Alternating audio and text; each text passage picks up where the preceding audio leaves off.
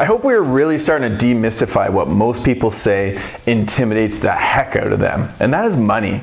Now, when it comes to investments, as soon as you make some money in one category, what will happen if you're like me is that you could start to think that you are brilliant and that you know all about investing in one particular thing. Don't fool yourself. When I was investing in real estate, I started to think that everything I touched turned to gold.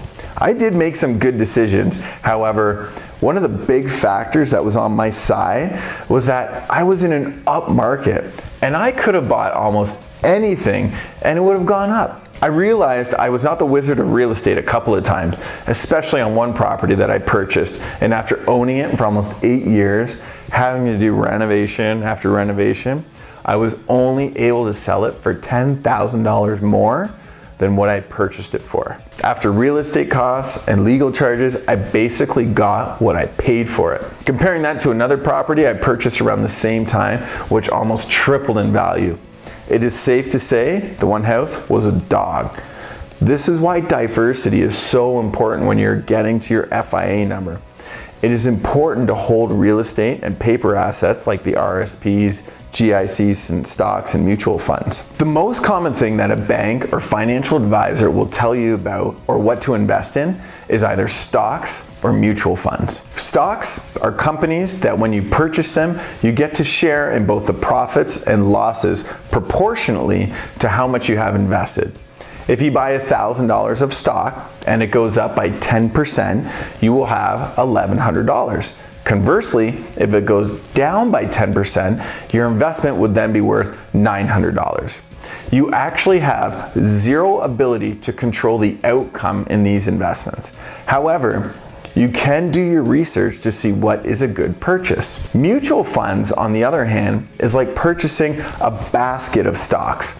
One mutual fund may consist of over 50 different companies.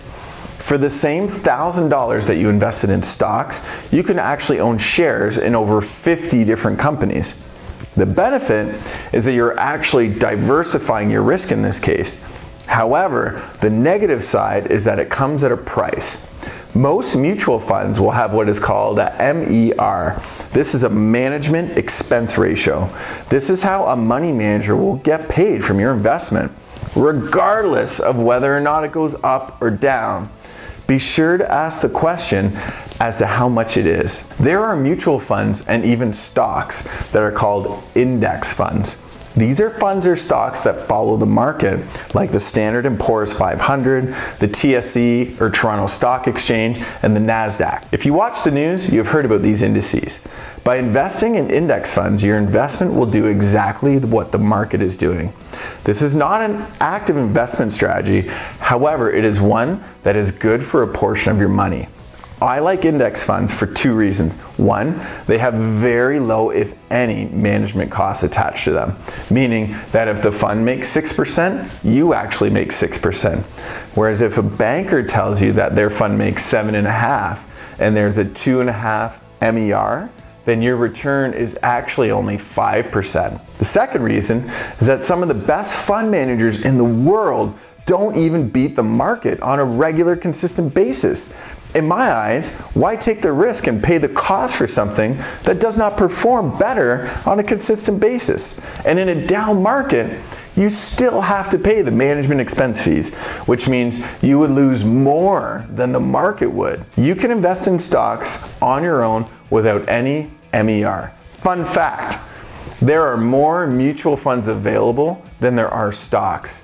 This means that there are more groups of the same thing than there are the thing that makes it up. This can be a very complex subject, so I'm trying to put it as simply as possible for you guys.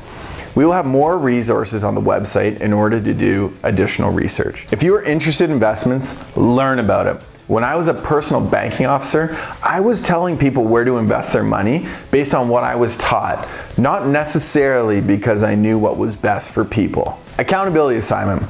I want you to go to the forums section and download the FIA diversification worksheet.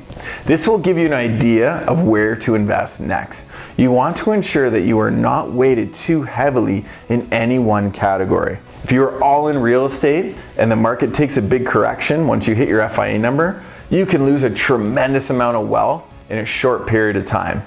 Similarly, if you're all in the stock market, it may be hard to start taking money out when you need it if it is down. I believe that you should be more heavily weighted in your expertise. For example, if your secondary passion is investing in stocks and you are researching your time and effort, I believe you should be up to 75% invested in that category. Conversely, if you're into real estate, ensure that you still have 25% of your net worth in paper assets. This will give you the peace of mind you are striving for on your freedom mission. Do the work, guys. It will pay off, I promise you. Make this a fabulous day.